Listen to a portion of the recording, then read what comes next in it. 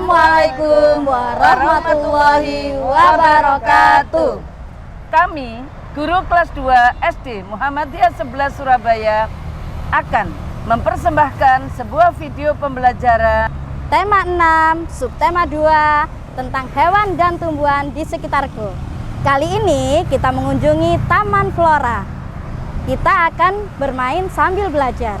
Yuk kita ikuti videonya. Halo anak-anak kelas 2, gimana kabarnya? Masih sehat semua kan? Wih, udaranya masih seger. Supaya kita tidak malas, badan kita sehat, gerakan kita enak. Bagaimana kita melaksanakan senam? Kita laksanakan senam berirama yuk sama-sama. Yang di rumah bisa ngikuti gerakannya Ustadz ya.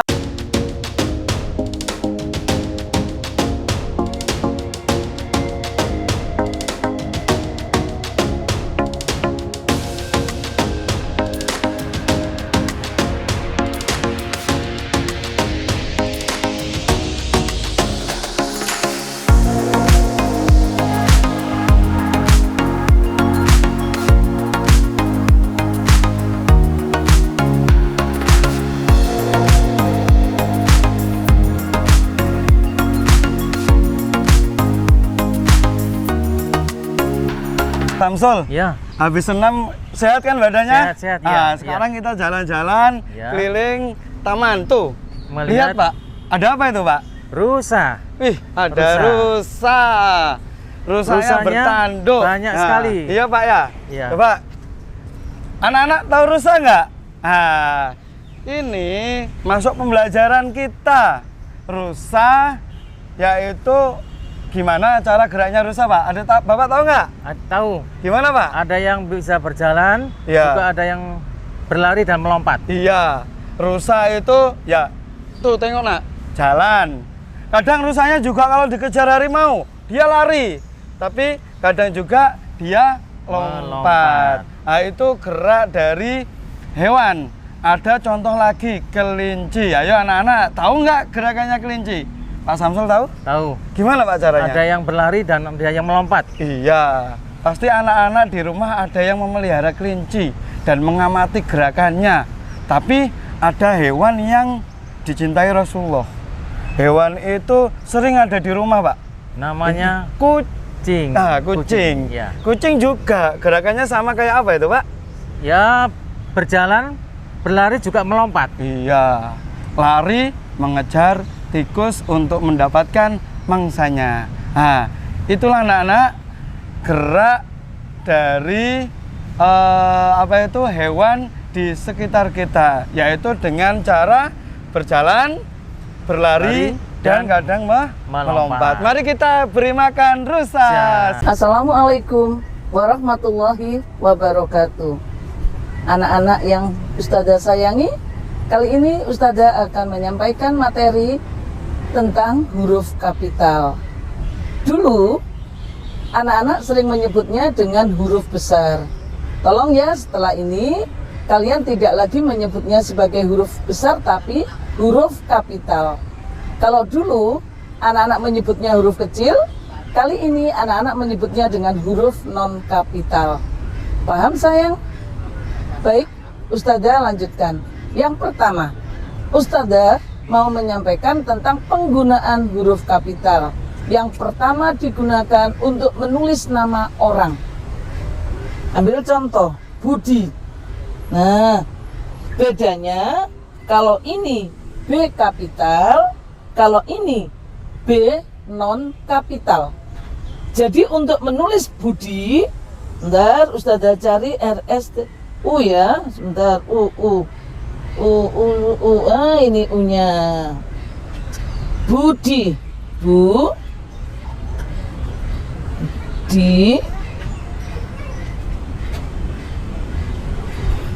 Budi. Jangan menulisnya begini. Karena untuk nama orang ditulis dengan B kapital. Paham untuk yang pertama? Menulis nama orang menggunakan huruf kapital. Kalau kalian sudah paham, Ustazah lanjut ke penggunaan yang kedua, yaitu nama hari. Apa anak-anak? Nama hari. Baik. Ustazah ambil, kembalikan dulu ya. Oh, mak.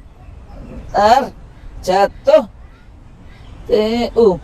Hari Senin. Senin. Ustazah cari kapitalnya S. Ini S. E. Kemudian N. I. N kembali. Mana ya N non kapital? Nah, seperti ini anak-anak. Senin. Besar huruf kapital lebih besar dari huruf non kapital. Jadi untuk selanjutnya anak-anak tidak menulis begini.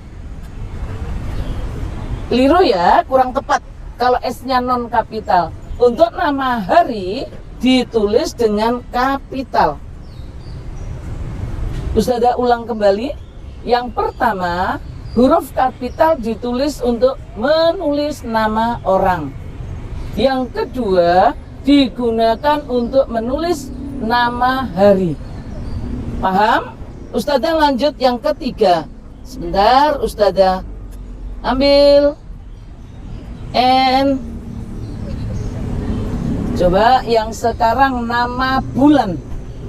Sesuai dengan hari ini, saat ini bulannya adalah Januari. Maka yang ditulis dengan kapital cukup yang di depannya saja.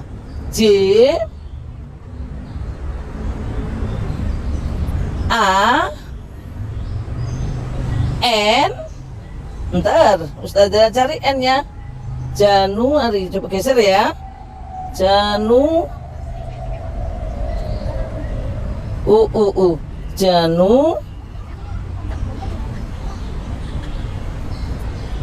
A Ri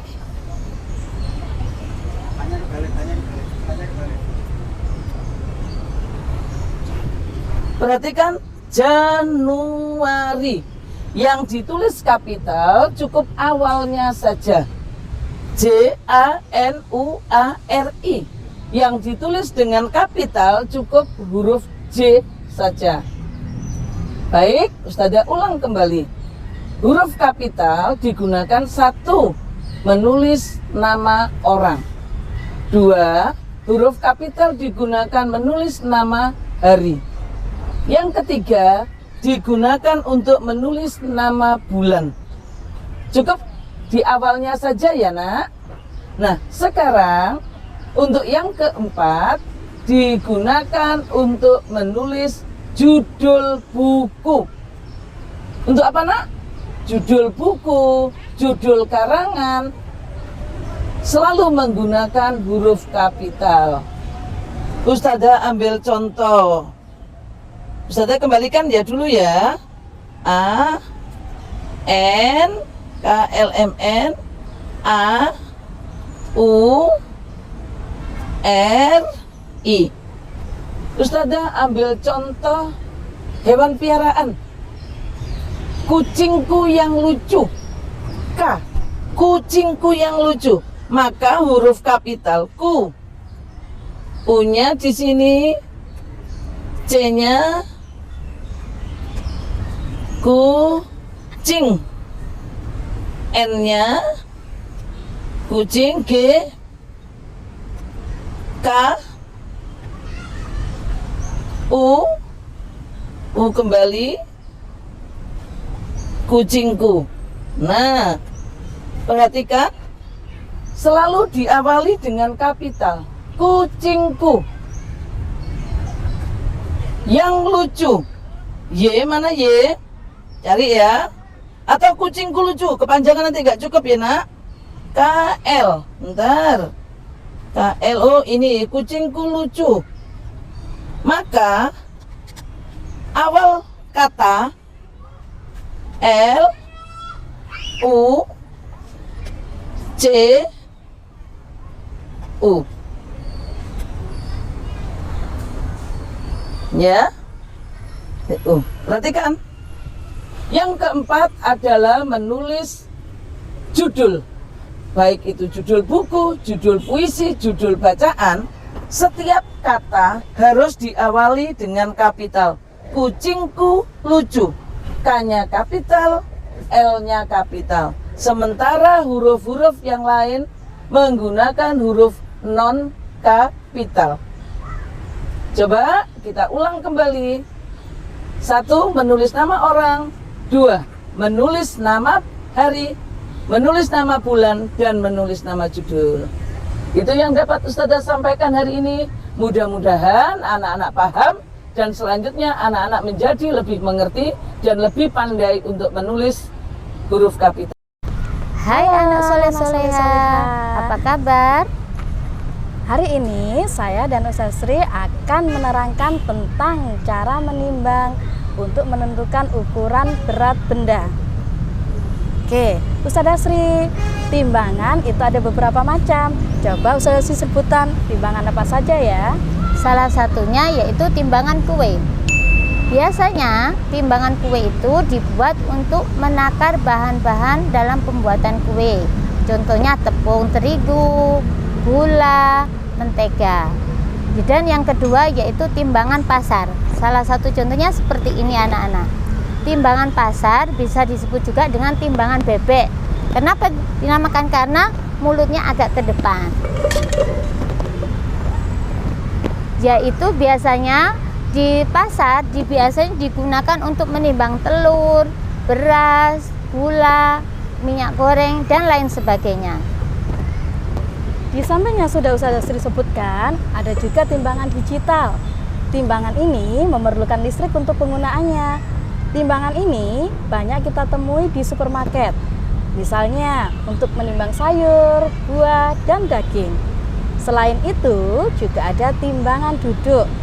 Kalau timbangan duduk ini antara tempat timbangnya dan ukuran beratnya itu terpisah. Seperti itu.